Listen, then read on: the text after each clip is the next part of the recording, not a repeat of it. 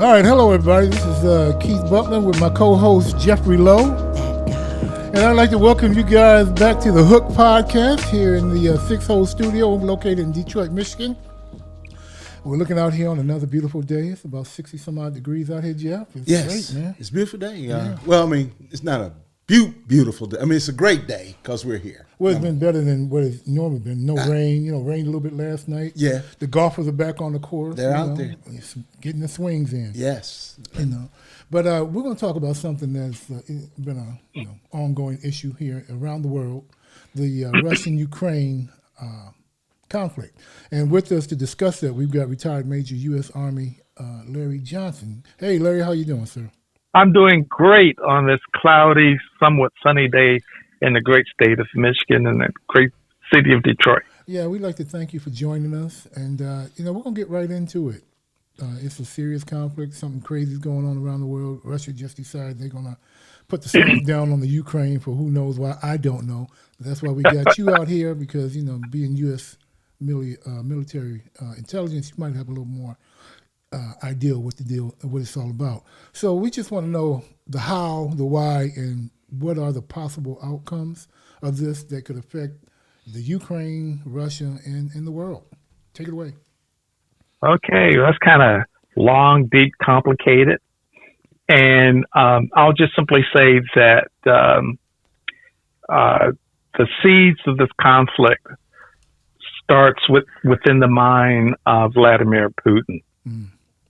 And the obsession since World War II under Joseph Stalin, and even really before that, with having a buffer against the Western nations. Now, what do you mean by that? Having a buffer. What do you mean by that? That the West has always been viewed, in some respects, as a threat to the Soviet Socialist Republics, aka Russia. And so I guess this goes back to Napoleon's time period when he invaded, imperial Russia. And so the Russians and the Soviets have always viewed the West as a threat. And so they believe that, much like the Chinese, that if I have territory to buffer me against you, okay, then I'll be much safer. I'll be better off. Okay. And so there's always been this obsession that there has to be buffer states. I don't know if that answers the question or not, but that's what I really... Go ahead. But that's really, what I mean. And so you saw that right after World War II when Stalin occupied the Baltic states, Bulgaria, Romania. He fostered a civil war in Greece. Don't forget they attacked Finland. And so if you can imagine, look at a map, you see these buffer states, these rings around Russia. And so it's literally having a territorial buffer between the Western states and Greater Russia. Oh, okay. Wow. Now tell me, how big of a threat is this to the U.S. As far as Putin is concerned? I hear that Putin is ill right now. He's an ill man, they say. But I mean, but as far as a leader of a country, but how big of a threat is Russia? Because Russia, I mean, there are McDonald's in Russia. There's Tim Hortons and Kentucky Fried Chicken. Russia, Kentucky Fried Chicken in Russia. We have already invaded Russia with our values, some of our values, Kentucky Fried Chicken and McDonald's. Well, don't confuse greed and capitalist funneling of dollars the same as accepting our values. Okay. Right. Okay. And so, the long and short of it is that, of course, it's only rumored that Vlad, as we would say, is sick. Okay. But when you take an authoritarian mindset, one would say that they tend to be obsessive, narcissistic, not naming any other narcissists. And so you have to look at those assessments with the jaundiced eye, okay, as to whether or not he's sick and so forth. But the long and short of it is that Russia has the second most powerful, military in the world. They have nuclear capability. We can destroy the Earth several times over. And so the question is whether or not ultimately this could lead to an all-out nuclear war. The question is whether or not the war would expand into territories outside of the Ukraine. For the last 10 years, 20 years, ever since Chairman Beltsin conceded to Vladimir Putin the presidency, in Russia, you've had this approach to wine and dine the West. You've had this approach by the Russians and also the Chinese to say that, oh yeah, we can do business with those guys. But all the time, Putin has kept his eyes on dismantling, disrupting the influence of the West, but certainly specifically the United States. That's like his hand in the Trump election and so forth. Huh? Yeah, but not only that, but when you start going through and looking at white supremacist and alt-right movements throughout Europe, places like Norway, France, in the Balkan states, you clearly see the hands, some would say, of the KGB, the former KGB. I think their name has changed, but you clearly see the hand of Putin. And, Malcolm Nance, former naval intelligence guy, wrote a book back in 2015 before Trump, the hacking of America. The threat that Putin posed was very clear to people within the intelligence community. He's always attempted, if not to, I like the word undermine, create doubt with respect to the resiliency of NATO, which is a military alliance that was formed after World War II, but also the powered influence of the West. And we've fought proxy wars with the old Soviet socialist republics in Africa, in the Caribbean. So if nothing else, they've never not conceded that the West was their enemy. I mean, that's kind of sophomore approach. It's more complicated than that, but it's about influence. It's about money. Some would say it's also about greed, but more importantly, it's about influence. It's about standing. There's always been Russia historically, some would say, as the bastard child of the West, never really fully being embraced by the West, because there's more eastern parts of Russia than there are western parts of Russia when you look at the map. Okay, but yeah, the long and short answer is that the fear is that we could lead to an expanded war on the territories of Europe.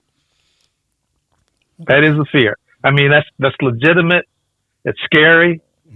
And so that's why it was really, really critical for Biden to bring the allies together. And when I say the allies, I'm specifically talking about our NATO allies, where we have agreements, non-aggression, pact agreements and so forth, with these countries. And Putin has always feared that countries like Poland and Finland, Sweden and Norway and other countries around Russia would join the NATO alliance.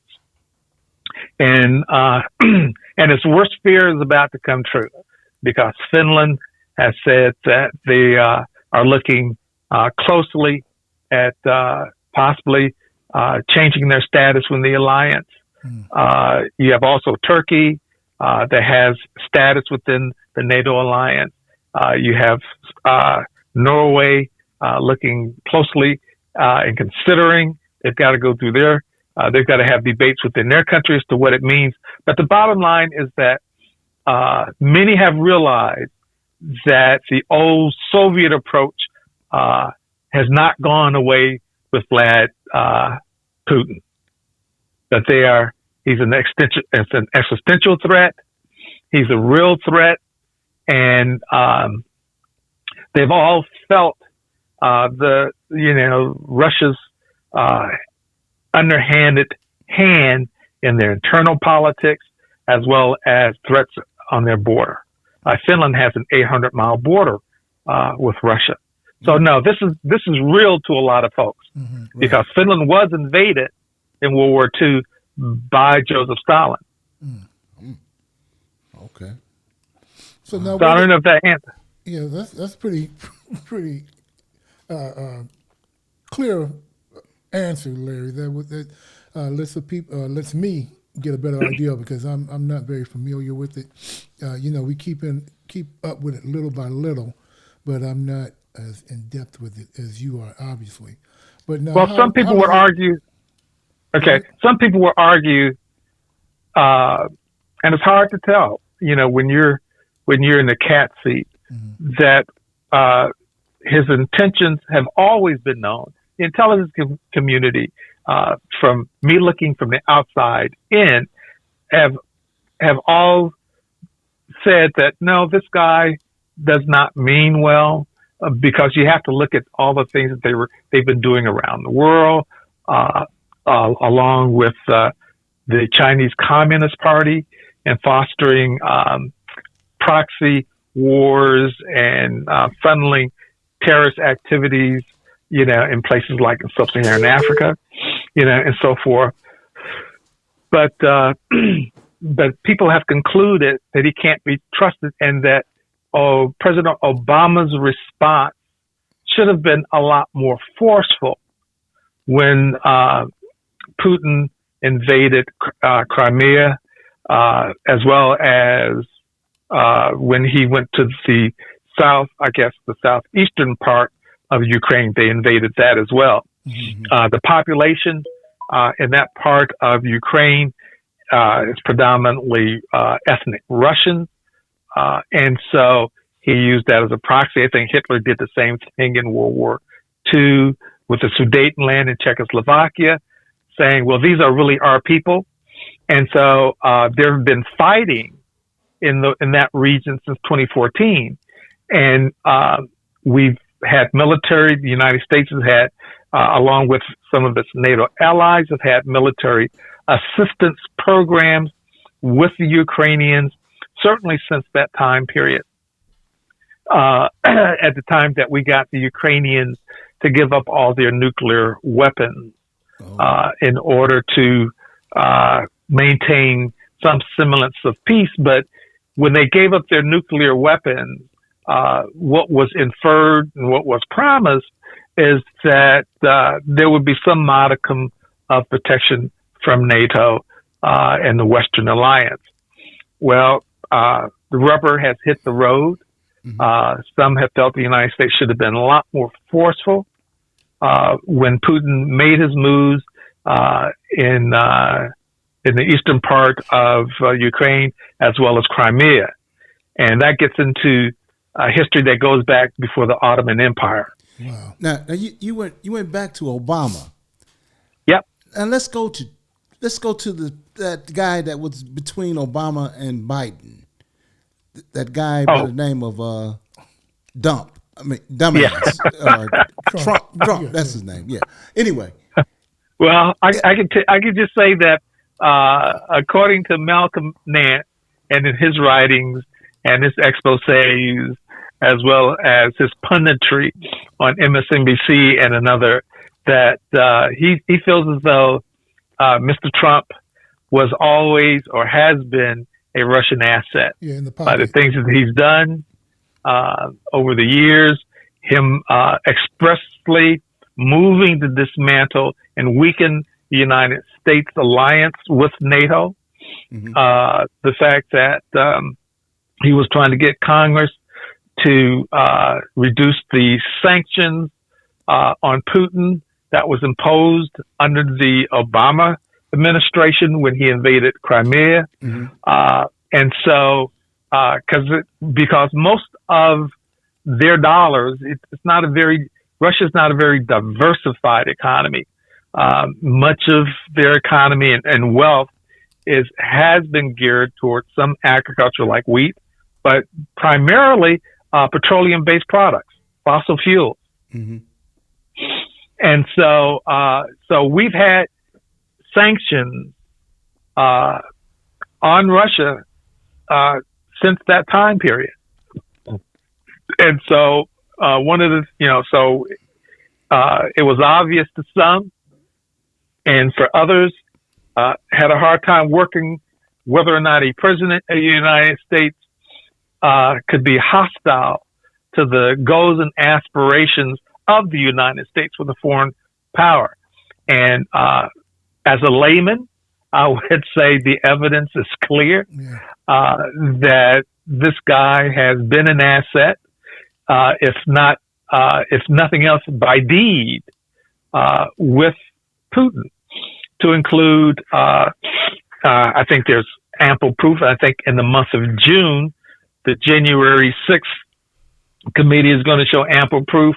I think that the Trump campaign was given information through Russian intelligence assets to undermine, the Democratic position. Yeah, I read somewhere, now that you mentioned that, Putin and the Russian government have been conditioning and training and prepping Trump.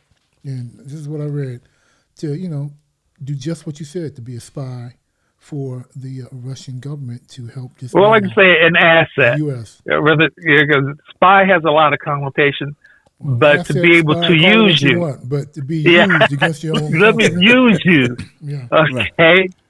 Okay. And so when you start looking at our foreign policy, essentially dismantling our State Department, which is unprecedented. We had no eyes and ears around the world. He attempted to dismantle our intelligence apparatus. Some would say, there are sources that would say that state secrets were also funneled to Russia by the Trump administration. Okay, so and we've heard a lot about this, throughout the years, since this has been going on, since Trump got in office, and to me that sounds like treason, all out. And I've always thought that what he's done with Russia was, just flat out treason. Well, I'm no lawyer. Past, but no other president, no other president's done this. Right. No other. The president can be tried for treason. And what's the penalty for treason? Well, it can be. Yeah. Death. It can be. I mean, it can be death.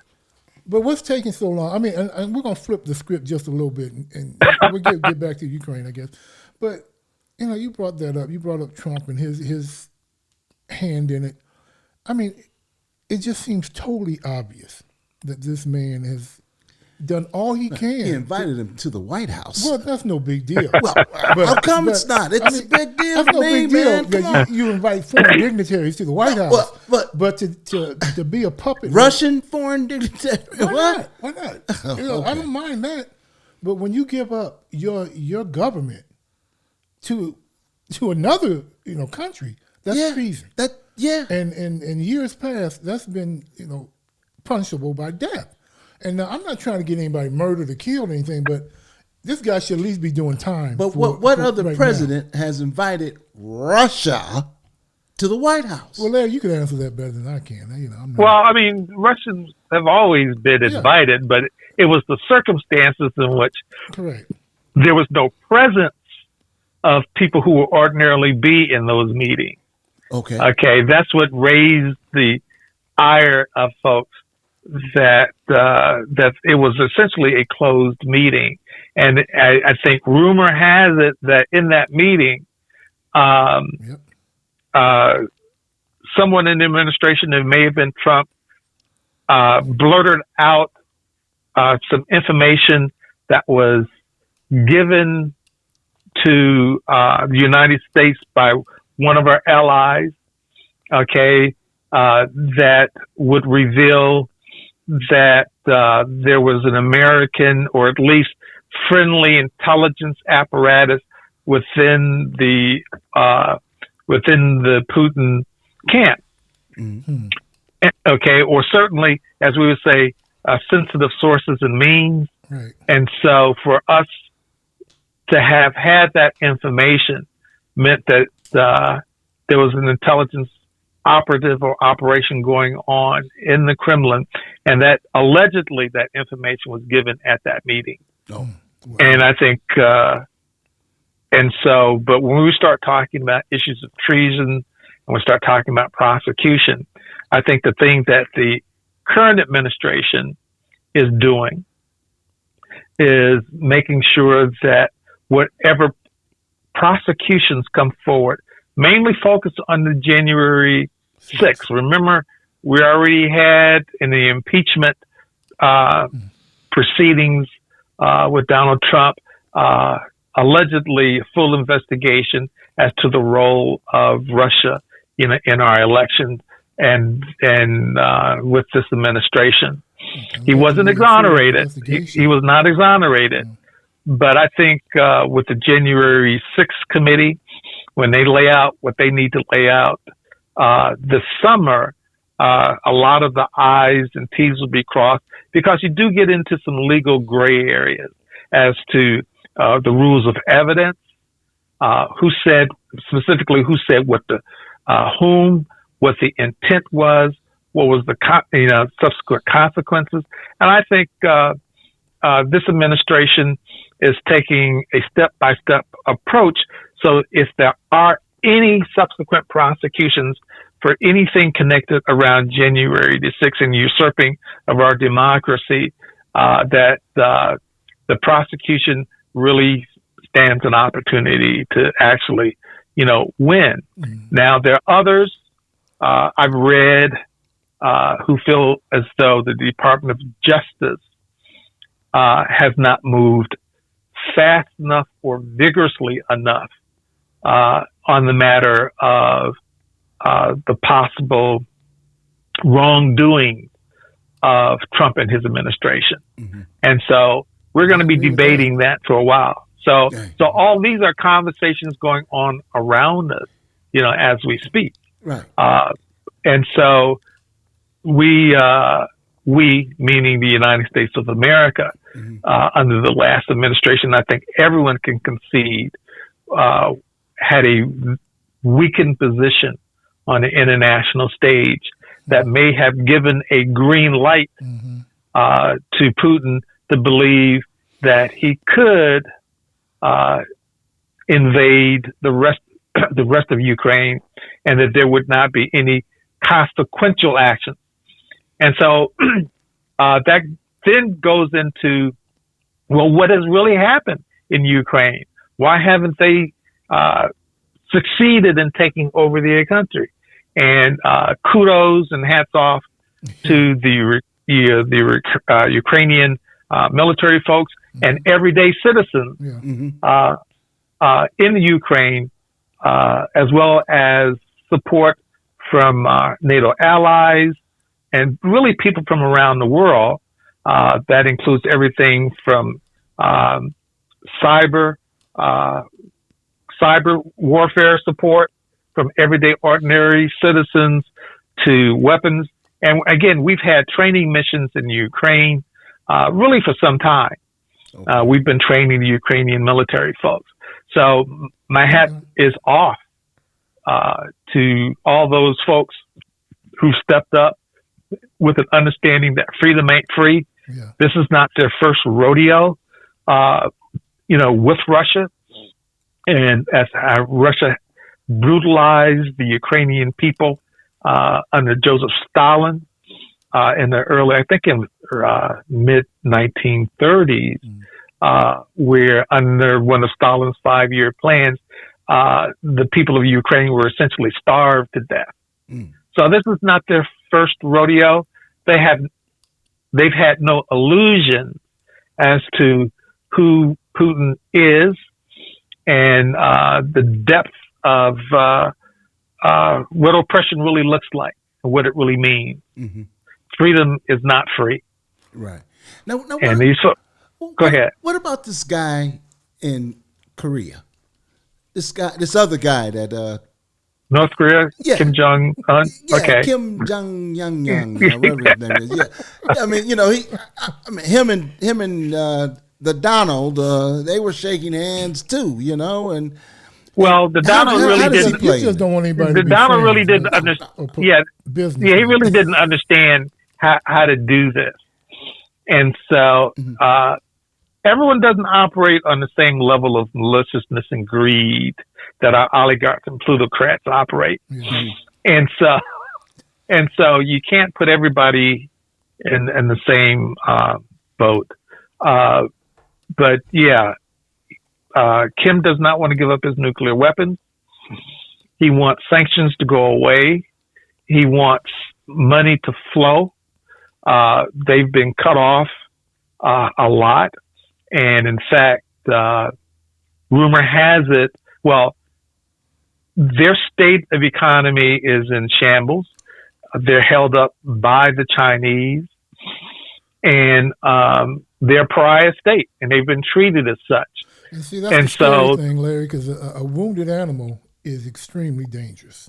Well, it's been a very wounded animal. So he's been doing ballistic intercontinental tests over the past several months. There are issues with respect to unification talks with the South that was suspended. But now South Korea has elected a new president. I think his name is Yoon, Y-O-O-N. And so it remains to be seen as how he's going to approach the North Koreans and reestablishing unification talks.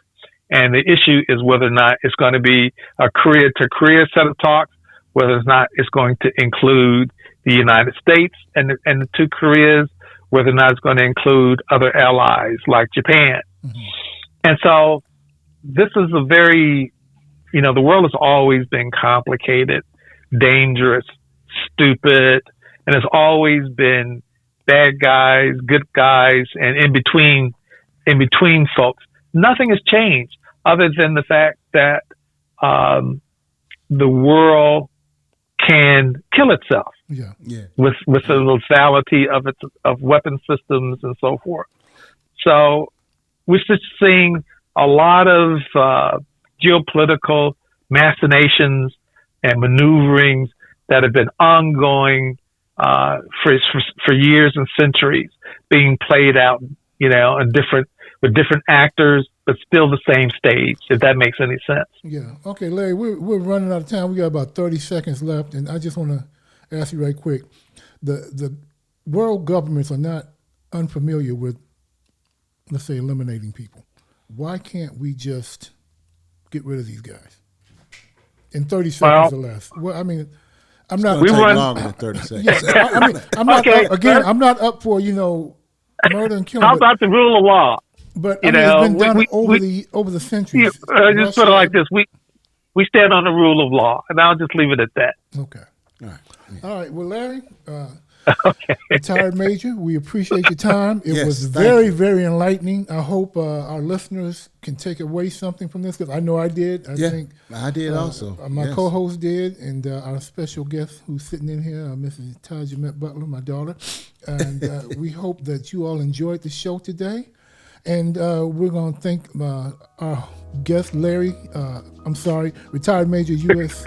Army Larry Well, thank Johnson. you. I salute you and thank you for your service. and Yes. all the time. And All right, guys. And this has been your host, Keith Butler, and his co-host, Jeffrey Lowe. That guy. Yes, sir. And this has been The Hook. And remember, the next time someone says, "Where did you catch that information?" Tell them you caught it on The Hook.